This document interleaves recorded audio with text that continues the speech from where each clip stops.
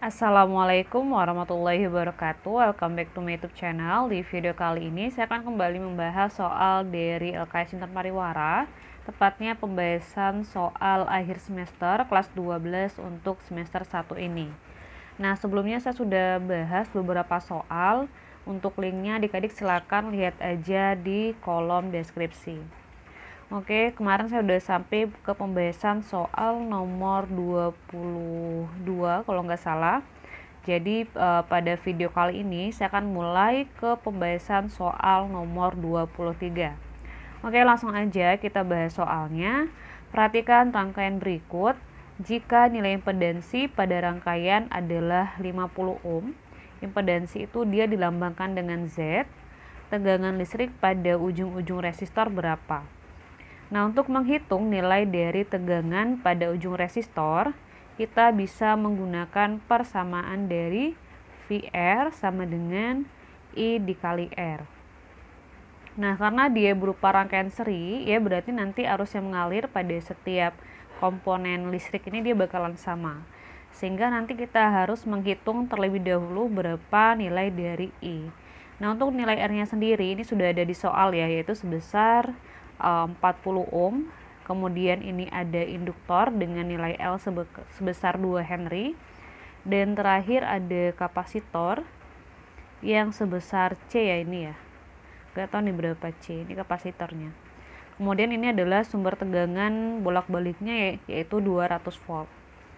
Oke, langsung aja di sini kita bakalan hitung terlebih dahulu arusnya dengan menggunakan persamaan dari I sama dengan V dibagi Z. V-nya adalah 200 volt dan Z-nya adalah 50 ohm. Berarti 200 dibagi 50 adalah 4 ampere. Langsung aja kita masukin ke persamaan yang saya sebutin di awal tadi, yaitu VR sama dengan I dikali R. Dengan I-nya 4 ampere ya dan R-nya 40 ohm, berarti V-nya adalah 160 ohm. Jawabannya yang E. Kita masuk ke pembahasan soal nomor 24. Kumparan dengan reaktansi induktif sebesar 3pi ohm. Berarti ini nilai XL. Dihubungkan ke sebuah sumber tegangan AC 5 volt per 40 Hz. Yang 5 volt itu adalah nilai V, sementara yang 40 Hz itu nilai dari frekuensinya. Yang ditanyakan adalah induktansi dan arus yang mengalir pada kumparan berturut-turut berapa. Nah, untuk yang pertama itu kan dia berbicara mengenai induktansi, berarti kayak nilai dari induktornya itu berapa. Nah, untuk mengetahuinya kita bisa hitung dari persamaan XL ya, sama dengan omega dikali L. Nah, di mana nanti omeganya kita cari dulu pakai 2πf ya. Setelah itu baru nanti kita hitung berapa nilai dari L-nya. Oke, langsung aja kita hitung omega dengan menggunakan persamaan dari 2pi dikali frekuensi. 2pi frekuensinya tadi berapa ya? Frekuensinya 40 ya.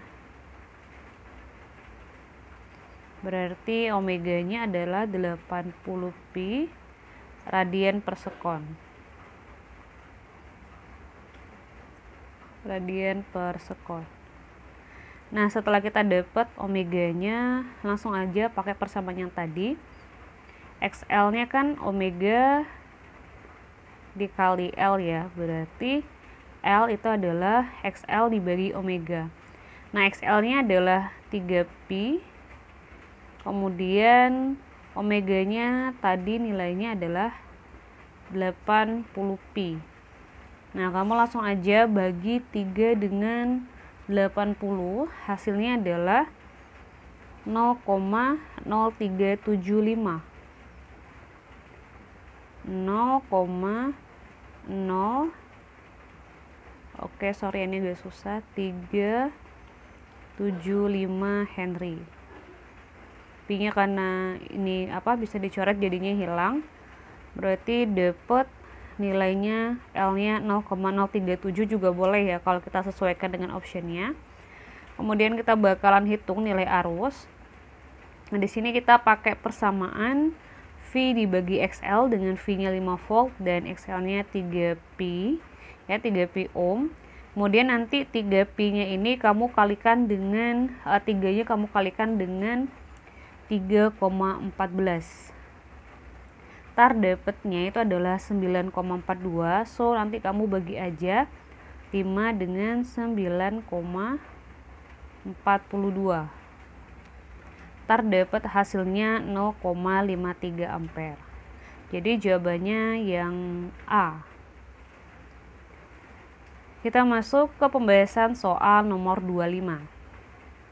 Rangkaian seri RLC terdiri atas resistor sebesar 220 ohm, induktor 1,8 Henry, dan kapasitor berkapasitas 16 mikrofarad.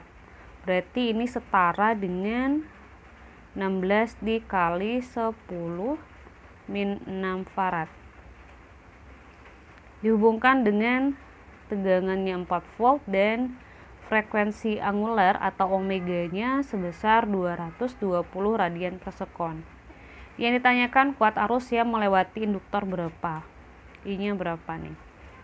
Oke, langsung aja. Nah, sebelum kita hitung berapa nilai I, kita hitung dulu nilai dari masing-masing reaktansinya, baik pada induktor maupun pada kapasitor.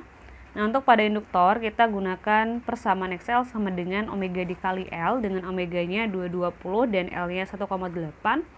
Nah, hasil perkaliannya itu adalah 396 ohm. Terakhir kita hitung reaktansi dari kapasitornya. Kita gunakan persamaan 1 per omega C dengan omeganya 220 dan C-nya adalah 1,6 dikali 10 pangkat min 6 ya, ini harusnya ya. Kayak min 5 deh. Oke, kita cek dulu deh. Oh iya, dia kan di sini 16 mikrofarad ya. Kalau 1,6 berarti 10 pangkat min 5, boleh deh. Ntar ini kamu hitung dulu ya, 220 kamu kaliin dengan 1,6, kemudian ntar dapetnya itu adalah 1 per 352 ya.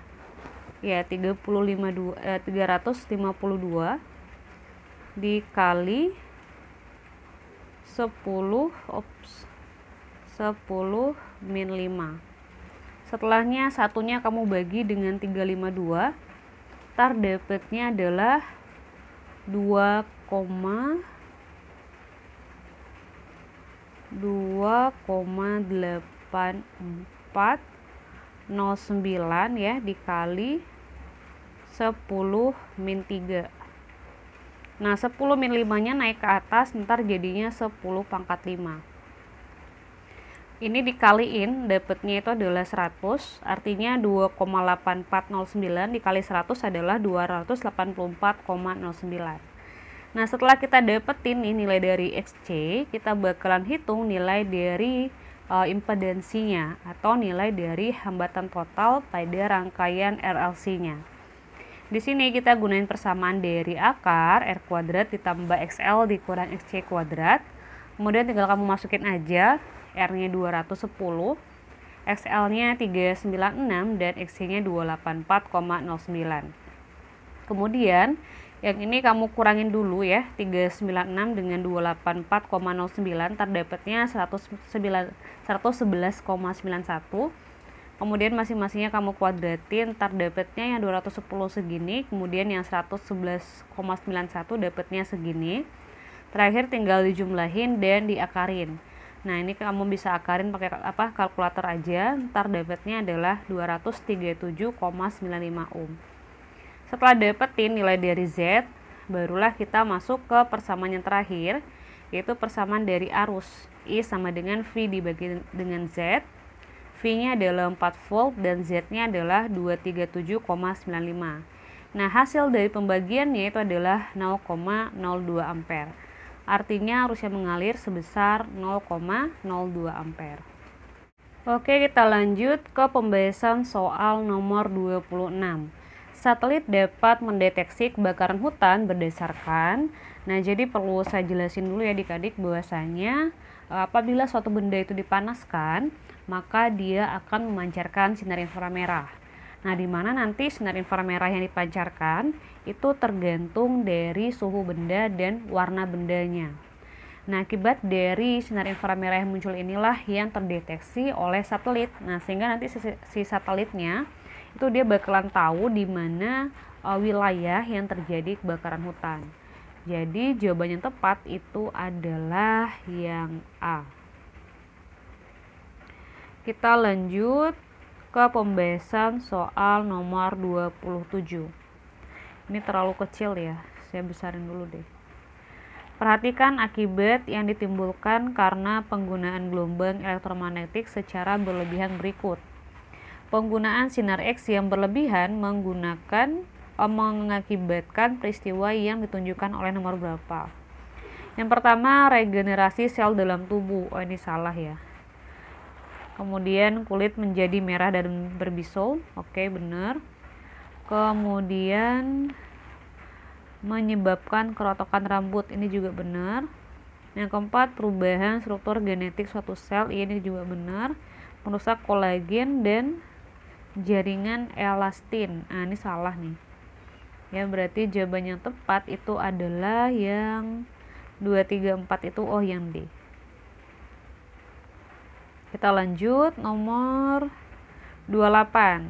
Sinar gamma dapat dihasilkan dari peristiwa dia dihasilkan dari ini ya, zat radioaktif, kalau nggak salah namanya itu adalah cesium. Kita cek dulu deh.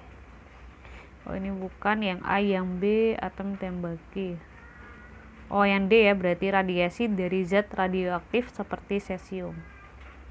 Kita lanjut, ini D ya, nomor 28. Kita lanjut nomor 29. Perhatikan ciri-ciri gelombang radio berikut. Ciri-ciri gelombang radio AM yang benar ditunjukkan oleh nomor berapa. Jadi ciri-cirinya yang pertama itu dia mengalami perubahan amplitudo ya saat membawakan suatu informasi. Berarti yang benar yang kedua. Udah itu satu lagi adalah dia itu memiliki jaringan yang sangat luas. Berarti yang tepat itu adalah 2 dan 5. Oh, yang C. Kita lanjut nomor 30. Komunikasi pesawat udara yang menggunakan jenis gelombang very short wave memiliki kisaran frekuensi 30 MHz sampai 300 MHz ya. Yang A ini salah, B, C, berarti yang D. Nah, jadi sebenarnya untuk jenis gelombang ini nggak cuman D ya, bukan E, yang D. Jadi sebenarnya untuk jenis gelombang ini itu bukan cuman hanya digunakan sebagai komunikasi di pesawat udara, tapi dia juga digunakan nanti dalam radio FM, kemudian juga digunakan di radio mobil polisi. Oke, karena udah sampai ke soal nomor 30, berarti pembahasannya cukup sampai di sini. Terima kasih. Wassalamualaikum warahmatullahi wabarakatuh.